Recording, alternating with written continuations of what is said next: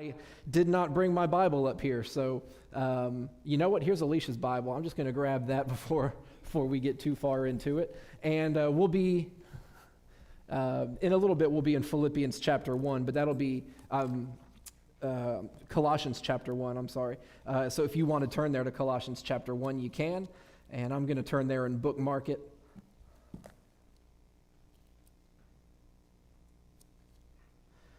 You know, when it's not your Bible and you're not used to it, it's kind of hard to, I can flip right to it in mine. Philippians, give me a second. All right. Okay, so got that squared away. Sorry, I'm a little scatterbrained at the moment. And also I want to begin before we start talking about in our series. Somebody mentioned to me a minute ago that when we began this series, I don't think I ever defined what apologetics is as far as the word. We use the word apologize or apology, like when maybe your kid gets in trouble and we say, tell them you're sorry. Maybe they got in a fight at school and, we tell them to apologize. Apologetics has nothing to do with saying we're sorry or apologizing in that sense. It comes from the Greek word apologia, which we see a lot of times in the New Testament, but in particular in 1 Peter chapter 3 when Peter says to always be ready to give a defense, a reason for the hope that lies within you. And that's the key verse for the word apologetics or apologizing. Giving a reasoned defense is what that word means. So in apologetics, that's what we're really trying to do, to be able to give a sound answer, a reasoned defense of the things that we believe. Whether people say, oh, Jesus didn't rise from the dead, and we can show them why we believe that he did. Or people say, oh, the earth is billions of years old, and we can show them why we believe that it's not. So apologetics is just us being able to defend our faith and explain what we believe in. So tonight, we're going to continue doing that. A week from tonight, the plan is to talk about Charles Darwin himself, and then some of his followers, and then 2 weeks from tonight, we will be at Morningside. It'll be the annual meeting of the association. But then 3 weeks after that, we'll wrap this up, and we're going to talk about dinosaurs, where they went, what happened to them, were they real, were they on Noah's Ark, did a meteor take them out, all those fun dinosaur things. So we're going to wrap up the series with that the first Sunday of October. But tonight, I want to talk to you about Goldilocks and the three bears. You remember Goldilocks? When she breaks and enters for whatever reason into the house of three bears. And she goes in and she sits down at the table, and the first chair that she sits down in is too hard, and then one is, or it's too big, and one is too small. But then the third chair is just right, a phrase we see over and over with Goldilocks. She begins to eat the porridge that the bears have left behind, and one bowl is too hot, and one is too cold, and again, one is just right. Then she goes upstairs to take a nap, and the first mattress she lays down on is too hard, one is too soft, and then she finds one that is just right. And over we see that phrase in Goldilocks, and this one was just right. And I can even remember hearing my teachers read that story at school, holding it out saying, just right. You ever read it like that or hear it like that? And that's what Goldilocks and the Three Bears is. But more than just being a humorous story about breaking and entering and theft, we don't know why Goldilocks broke into the house of the bears and felt comfortable eating their food and sleeping on their mattress. But aside from all that, Goldilocks can actually teach us something about planet Earth. Goldilocks can teach us about the universe that we live in. Scientifically, this is what is known as the Anthropic Principle. And I want to talk to you about that tonight. The word anthropic, whenever you see that prefix anthro, it lets you know we're talking about people, as in anthropology is just the study of people. So anthropic, as it is here, the Anthropic Principle is basically just a principle that says when we look around at planet Earth, we can't help but notice that everything about it is just right. It is perfect for human life. It is ideal for you and I to live on this planet. But I'm not a scientist, as I try to say, and bound to make mistakes. And some of you have even suggested sometimes you might not agree with everything that I've said, and I'm okay with that. But so I don't want to try to sound like a scientist. So if it's okay with you, instead of calling this the Anthropic Principle, can we just call it the Goldilocks Principle? Would that be a little bit easier tonight? So here's what I believe. The Goldilocks Principle teaches us that everything about Earth is just right. And so it really comes down to a question of, is everything just right by sheer chance or coincidence? Or is everything just right because someone was fine-tuning this planet even before mankind ever stepped onto it? Somebody was making it just right for us. I believe the latter, obviously. I believe that there is a God who made this planet the way that it should be. But this Goldilocks principle is not just something that Christians look around and say so that they can give praise to God. I want you to understand that even evolutionary scientists, whether they be astronomers, biologists, physicists, there's a whole host of people that do not believe in God. They embrace evolution, but they have noticed this Goldilocks principle. So I want to put a few quotes just as we get started on the screen for you. The first is by a man by the name of Fred Hoyle. He is an evolutionist and also an astronomer. And he said this, when studying the planet, he says, a common sense interpretation of the facts suggests that a super intellect has monkeyed with the physics. Now, monkeyed is my all-time favorite verb. I love suggesting that someone has monkeyed with something. But he says when we look around, everything is just right, and a common sense, anybody that looks at it would just say, a super intellect, something, a higher power, something has monkeyed with it. Someone has their hands in on this operation, monkeying with the physics to make it just right for us. Another astronomer by the name of George Greenstein, he said this, nothing in all of physics explains why its fundamental principles should conform themselves so precisely to life's requirement. Is it possible that suddenly, without intending to, we have stumbled upon scientific proof of the existence of a supreme being? Was it God who stepped in and so providentially crafted the cosmos for our benefit? These are two people that do not believe in God. One says a super intellect has monkeyed with the physics, and another says, have we accidentally stumbled on the proof of the existence of God? And just when we might be starting to think, hey, these guys are finally starting to get it, they realize that everything is fine-tuned like Goldilocks. But here's the conclusion to both of those men. First, Fred Hoyle, who suggested the super intellect monkeyed with the physics, he said this, it was an alien mind from another universe that must have fine-tuned our universe. George Greenstein went on to say, the cosmos does not exist unless it is observed. The universe brought forth life in order to exist. Think about how foolish of a statement that is. The universe sits around and says, I'm a really good universe, and it's a shame that there are no people here to appreciate how good of a universe I am. Therefore, I must bring forth life somehow so that they can appreciate what a good universe I am. This is their response to the Goldilocks principle. Everything is so good that the universe thought, man, it'd be a shame if nobody appreciated this. Therefore, I will human life onto the planet so that they can tip their cap to me and say, what a great universe you are. Isn't that crazy that that's the conclusion he comes to? Have we stumbled upon the proof of God? Nah. The universe just needs us to be here, so it brought us forth. Or for the other to say, a super intellect must have done this. No, that super intellect is an alien mind from another universe. And when pressed on this, well, I'll get to that part in a second. Let me move on. Another quote, this is by Nobel Prize-winning biologist George Wald. He said the idea of the cosmos bringing life by itself, he said the universe wants to be known, and that's why it brought forth life. Just a lonely universe, wanting somebody to know it's out there, and so it brought forth life. Physicist Freeman Dyson said, and this one is on the screen too, Freeman Dyson said, it almost seems as if the universe knew we were coming. So the universe now is the intelligent mind, not the creator God. An astronomer by the name of Martin Rees said that if any of the physical properties of our universe were different, quote, even to the tiniest degree, there would be no stars, no complex elements, no life. If you just tweak some of the finest details of our planet, our universe, we wouldn't even have stars, he said. People could not live on this planet. An astronomer by the name of Lee Smolin concluded that the probability of everything in our universe working out just right, he said, is 1 chance in 10 to the power of 229. Can you put the next one up, Kevin? I think I've got that. There you go. That is the number 1 with 29 zeros at the end of it. There's not really an actual word for what that number is. One chance in that massive number, 1 in 29 zeros, that's the chance, he says. In other words, it's impossible. Of everything being just right in this universe, it's impossible.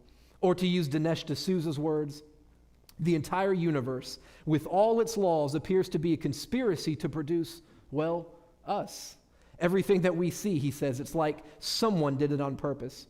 Stephen Hawking, an evolutionary darling, has written that if the rate of expansion 1 second after the Big Bang had been smaller by even 1 part in 100 million, the universe would have recollapsed before it ever reached its present state. Now, of course, I don't believe in the Big Bang, but even evolutionists that do are saying, in spite of all that, it is so precise that if you just tweaked it, he said, there will be no chance of life.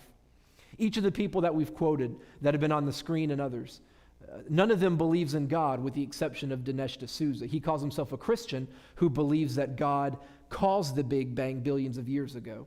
But they all believe in Darwinian evolution, billions of years old of Earth. And their conclusion is, with the exception of D'Souza, they all say, we're just plain lucky. They look around and say, everything just worked out just right for us. Boy, you just tweak it and we wouldn't even be here. Man, we are lucky. And we have nothing to thank except our lucky stars and our universe for bringing forth life. But luck just won't suffice. Those were Lee Smolin's words. He says, luck just is not good enough. And so he put forth a theory. He said, something had to have done this. Is that the one that, okay. Not yet. That's Lee Strobel. We're at Lee Smolin. You're doing a great job back there, Kevin, though. Yeah, he heard Lee and he clicked it. No, you're doing great, though. I appreciate it. But Lee Smolin, he's the guy that said the 1 chance in 10 to the 29th power. Lee Smolin came up with this concept that's known as Panspermia. He says that our universe was planted here from a black hole which emerged from another universe. So how do you explain our universe? Oh, simple. There's another universe to give credit to. And when pressed, well, where did that universe come from? Guess what the answer is? From another universe. But where did that universe come from? You want to guess this one? From another universe. And you can do that all day. In fact, it's now kind of a joke among Christian or creation scientists that say whenever evolutionists get in a jam, they used to add billions of years. Now they add billions of universes. In order for them to give themselves a chance, they have to keep adding, but now they're adding extra universes. This goes against an idea in philosophy known as Occam's razor. Are you familiar with Occam's razor? It basically says that when facing 2 or more options, you always go with the one that requires the fewest assumptions. In other words, you pick the one that gives the most common sense without having to add things like multiple universes into the theory. Just imagine if we were to take a coin and flip it, and I flip it and I get heads, and I flip it a second time and it's heads, and I flip it 10,000 times in a row. I got tails that time. See, that's how it goes right there. But I flip it 10,000 times and I get heads every single time. Eventually, you rule out the fact that that's just random chance, right? 10 times, 20 times, 1,000 times, but 10,000 consecutive times getting heads, you say, that's no longer luck. That's no longer random chance. Something is causing that to be heads. At which point, there's only 2 options that I can think of. One, this is a nickel. Somebody has altered the nickel, right? Somebody's done something to it to cause it to land on heads every time. They weighted one side or something. Maybe it has heads on both sides. It's a trick nickel. The other option is, every time I flip it, an invisible alien from another universe comes and catches the nickel and makes it land heads up. And that invisible alien from another universe is the product of another universe, which is the product of another universe, all that to send an alien here to give me heads every single time, 10,000 times in a row. Which one requires the fewest assumptions on our part? That somebody maybe manipulated the nickel, or that we have unexplainable invisible aliens from universes that we can't even prove exist? Occam's razor says you don't even try to attempt to explain multiple universes and invisible aliens without a shred of proof that they exist. Occam's razor says you start with the simplest that says somebody manipulated the nickel. when it comes to the fine-tuned universe, this Goldilocks principle, the two options that we seem to have on the shelf is that God, an intelligent designer, or a super intellect, if you will, that monkeyed with the physics, that God made it just right, or else we have black holes and universes from other universes from other universes. Occam's razor says, don't even begin to address that, it's so foolish. And so for me, if we were to just look at the options on the table and say, how did it get this good, this precise? To me, a powerful God, a higher power, is the only logical explanation. So let's talk about this anthropic principle or this Goldilocks principle. What makes it so fine-tuned? Well, some of the things that we know about this planet, first of all, let's talk about gravity. If we think about going to a place like the moon where there's no gravity and things could float away, we don't have that here on Earth. We have gravity. The gravity, though, is just the right amount needed for us. You jump, but you come back down. If you were to change the gravity that we have on this planet ever so slightly, we would float away too. Or if you were to increase the gravity just a little bit, we would not be able to jump at all. In fact, we probably wouldn't be able to stand up or walk if we were to tweak it just a little bit more. But as it is, the gravity that we have on this planet is just right, like Goldilocks going into the Three Bears house. Something as simple as the law of gravity shows us that somebody made it just right for us. Similarly, if we were to think about things like the gravitational and electromagnetic forces that we have, they are also just right. If you're not familiar with what those things are, the gravitational force holds the stars that we see in the night sky. It holds them together in the place where they should be. The electromagnetic force energizes those stars so that they radiate energy. If you were to tweak either of those numbers one way or the other, we would lose the energy that the sun provides. As the sun, in essence, kind of cooks them all day, heats them up, and the forces that we have in our universe keep them there, and they generate power for us, energy for us. Speaking of the sun, we are the perfect distance away from the sun. 93 million miles. And now that's a long distance, but it is the right distance that we need. If we were to move a little bit closer to the sun or put it in reverse and go farther away from the sun, both would severely impact this planet and probably render us unable to live. Consider the planet Mars. Mars is the planet closest to us on the back side. It's the sun, it's my very earnest mother. Y'all ever learned that in school? Mercury, Venus, Earth, Mars. So Mars is a little bit behind us, and Mars is negative 70 degrees or 70 degrees below zero. Anybody want to live on Mars at 70 below zero? If you go the other way to Mercury, the closest to the sun, it's a comfortable 860 degrees right now. Anybody want, you talk about global warming, anybody want to live on Mercury at 800? Tammy wouldn't, she'd go crazy. Tammy's always fanning herself. Boy, she couldn't stand it, I know. But you think about where we are positioned. We go this way a little bit too cold for us to live. We go that way a little bit too hot for us to live. And the same is true with our location to the moon. If we were closer to the moon or farther away from the moon, and the distance from our sun to our moon are also just right, where they need to be in order to make life possible for us. Think about how we travel around the sun. I've got a handy globe here. And so we, as you know, we make a revolution around the sun as we go this way around the sun. But at the same time, we're spinning, I don't know if it's clockwise or counterclockwise, but we're going two ways at once. We're spinning this way as we spin this way. And we are going, if you didn't know this, we are going right now at a speed of 1,002 miles per hour. Did you know we were traveling that fast? We're going, the sun's 93 million miles from us. We're going around it in a year's time, 1,002 miles per hour, but also this way. But yet we don't get dizzy, do we? It makes me dizzy just watching this thing. But we're going at just the right speed. If you were to increase that speed, we'd fly off of this thing. If you speed it up a whole lot more, we would not be able to, it feels like we're holding still right now. But if we were to speed up more, it would not feel like we're holding still. We would feel that we would always be in motion. And so as it is, we're traveling at the right speed in both directions, because it takes us a whole year to go around the sun, but 24 hours to move this way. The fact that we move at the right speed to have 24 hours means that we have just enough warmth during the day and just enough respite from that sun during the night. As it is, it gives us the ideal amount of time for us to have our days and seasons.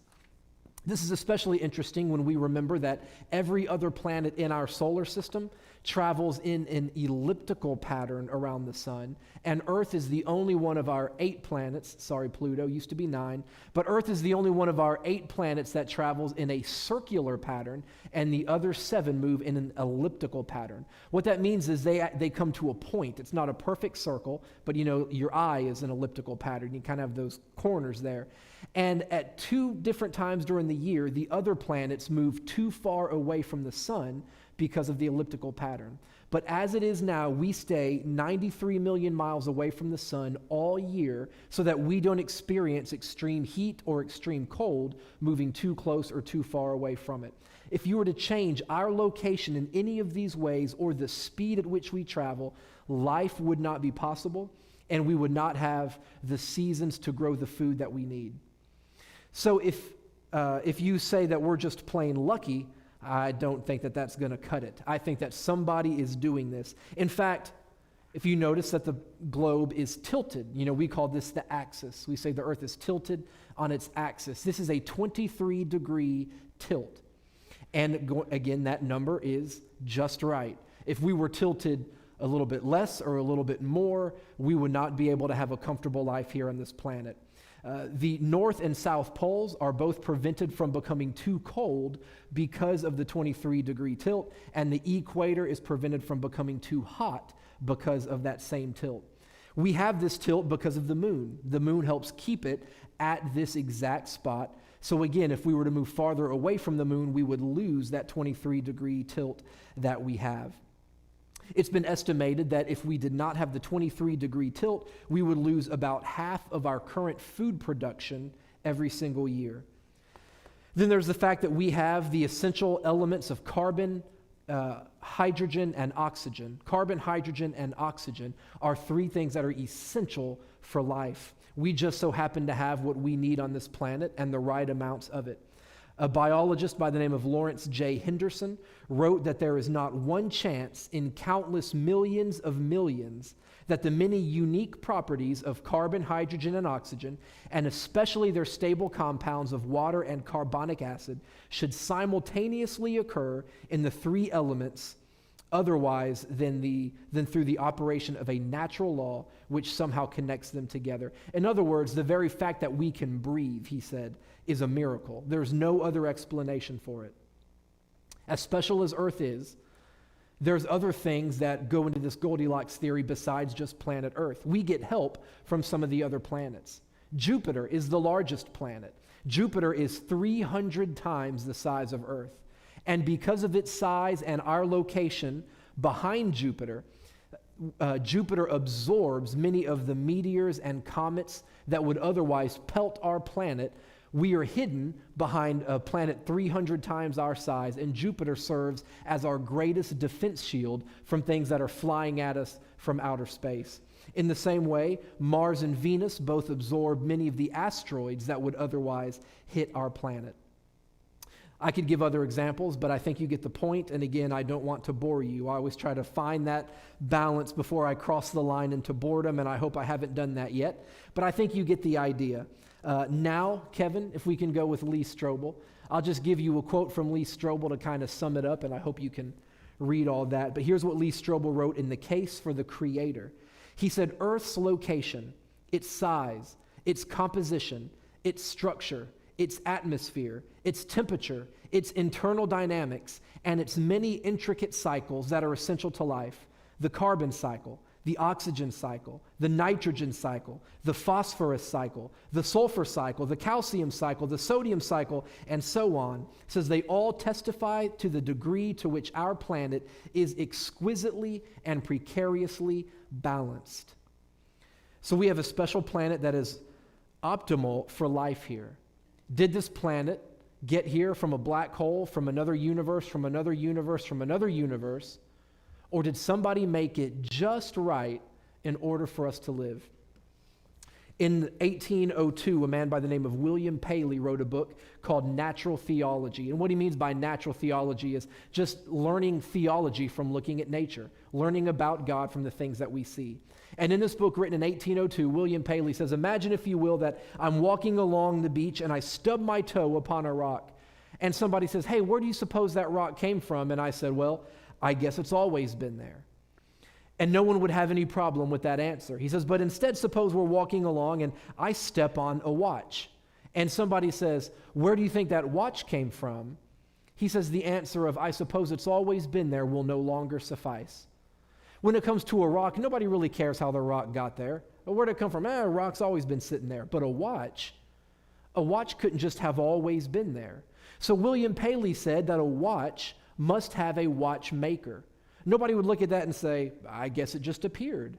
I guess it just evolved itself over time. Oh, a watch could never evolve itself. We'll give it billions of years, and a watch could evolve itself. All the necessary ingredients to make this watch could slowly pull themselves together and arrange themselves in such a way that we now have a unique timekeeping device. Would you ever believe that? Even for a second, believe that over billions of years, everything could come together just right and say, look, I can put it on, it tells time, it's got a second hand, a minute hand, an hour hand, and it's just right. It just so happens to give me exact time. If we would not accept that with something as simple as a watch, why would we ever accept that with something as complex as our universe, as the planet, as people? And so William Paley said, when I look at something like a watch, it tells me there had to have been a watchmaker. And when I look around at everything else, creation, it tells me there had to have been a creator. Everything that is made had to have had a maker. Somebody put it all together. The watch, would you not agree, the watch was made on purpose, for a specific purpose? Nobody just threw a bunch of parts together and said, maybe it'll do something. The watch was developed by somebody down to the tiniest detail to do one thing, and that is to tell time. In a similar way, the universe was put together on purpose. It had to have been. It is way too complex and just right for us to say that it came together by random chance. Somebody put it together to do something, to make it ideal for life. Somebody put our planet positioned between the sun and the moon, behind Jupiter and where it needed to be, tilted it at 23 degrees, and moved it at 1,002 miles per hour, put carbon, hydrogen, and oxygen together, put everything we needed there, all so that human beings can live on this planet. Somebody did that on purpose. And for us to not be able to see that is, in my opinion, willful ignorance. Somebody did it on purpose, and it had to be that, well, the Bible says that we were made by God's pleasure, according to his will. God made us because he wanted to. The universe did not bring us forth because it wanted to be known. God made us so that we could be in a relationship with him. Which one makes you feel better as a person? The universe making us so that we could know it, or God making us so that we can be in a relationship with him? The universe never sent its only begotten Son to die for my sins to make that relationship possible, but God did. He sent his Son Jesus to die for my sinful self so that I can be in a relationship with him. That's how special I am to God, and so are you. He tailor-made this place so that we can live on it, so that we can be in a relationship with him. I want to close tonight by talking about one final thing that is just right, and I invited you to Colossians chapter 1. We went through the book of Colossians several months back, and I read this, and I'm going to read it again. But the final thing that I want us to think about with the Goldilocks principle tonight is the tiny atom, one of the smallest things that we can even conceive of. When we think about the atom that is so small and so complex, here's one thing that we know about the atom is that its very structure to us is a mystery. The very fact that we have atoms remains a mystery. Here, Lee Chestnut, I know we have a lot of Lees going on, but Kevin, can you get our last Lee up there? I didn't even realize we had 3 Lees until we started tonight, but not Lee Smolin, not Lee Strobel, but Lee Chestnut has written this. He said, within the atom are 8 neutrons, a total of 16 particles, 8 positively charged, 8 with no charge. The entire history of electrical phenomena and electrical equipment has built upon these principles that they should repel each other. What holds the nucleus together? Why doesn't it fly apart? And therefore, why do not all atoms fly apart? We know that they repel each other. There's nothing within the atom that should make it stay, and yet it stays. But every single atom should repel itself to the fact that they should not exist. And we've spent years trying to figure out how to split the atom. They should split themselves. They should be pushing against each other so much so that they don't even exist, but yet they do. A physicist by the name of George Gamow on this same subject said, the fact that we live in a world in which practically every object is a potential nuclear explosive without being blown to bits is due to the extreme difficulties that attend the starting of a nuclear reaction. And then finally, another physicist by the name of Carl Darrow, he wrote this about the atom. He said, they never should have been created. And if created, they should have blown up instantly. Yet here they all are. And then he went on to say, some inflexible inhibition is holding them relentlessly together. If you're in Colossians 1, can we read verse 16? And if you're not, it's on the screen. But Colossians 1:16 says this, for by him, this is Christ, for by him were all things created that are in heaven, that are in earth, visible and invisible, whether they be thrones or dominions or principalities or powers, all things were created by him and for him. And he is before all things, and by him all things, the King James says, all things consist, or the English Standard Version says, all things are held together or are being held together. You know, some people say Genesis 1, it's just a poem, it's just a myth. Forget Genesis 1 for a second. This is Colossians 1. All things were created by him. But then you look at what, if we go to the last quote that's on the screen there, some inflexible inhibition is holding them all together. Well, we know what that inflexible inhibition is. His name is Christ. By him, all things are being held together. This is the Goldilocks principle at its finest, that we are made up of these atoms, billions of them, that make everything that we see. They should not exist, and yet they do, and the only explanation is that something is holding them together. When we were kids, we used to sing, he's got the whole world in his hands. Did you ever sing that? He's got the whole world in his hands, and I picture Jesus just holding it all together.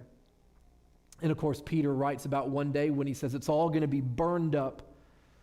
And we believe that one day Jesus is going to simply stop holding it all together. When he's done with this planet and he's going to revitalize the new heaven, the new earth that we talked about this morning, he's just going to let go of it all. And I believe one chain reaction of nuclear explosives will just destroy this planet, and then it will be revitalized and made new. But in the meantime, he's got the whole world in his hands. There's nothing for us to worry about because that inflexible inhibition, our Creator, Jesus Christ, is holding all things together. It might feel sometimes like it's all coming apart at the seams, but Jesus will hold it together as long as he wants to and until he's done with it. So we see this Goldilocks principle that shows us that everything in the universe is just right, and evolution says everything is just lucky by random chance. I just don't have enough faith to be an evolutionist. I don't have enough faith to believe that everything is just right, accidentally apart from God. To me, it takes far less faith to believe in the beginning, God created. That a higher power said, let there be, and there it is, and he's the one that holds it relentlessly together. Tonight as we close, before we dismiss, you can remain seated, but I want us to have a time to pray. I'm not going to ask you to stand or walk down front or play any music, but I just want to give us an opportunity to pray before we go home, as we always do. So right now in the silence of this moment, maybe there's something on your heart that you want to pray about. Maybe you want to talk to the Lord, and I understand how it is. You can get distracted on your way out, and the Lord might have been compelling something on your heart, and you get distracted and you forget. And so if there's something that you want to talk to the Lord about, let's do that now before we get busy and walk out of here and start talking to other people. Thank you once again for tuning in to our live broadcast here at Putman Baptist Church. As always, we appreciate you being a part of our service from wherever you choose to watch. But we want to let you know that if you should ever have any questions about what you've heard in the morning's message, or questions about how to be saved, to know whether or not you're going to go to heaven one day, or you'd like prayer or anything else, we would love to hear from you. Just because you're not here in the building doesn't mean that you're not still part of this fellowship. So please, feel free to give us a call. You can reach me on my cell phone at 426-3706, or you can call the church office, or send us a message right here on the church Facebook page, and somebody will get in touch with you very soon. Thank you again. God bless you, and hope you have a great day.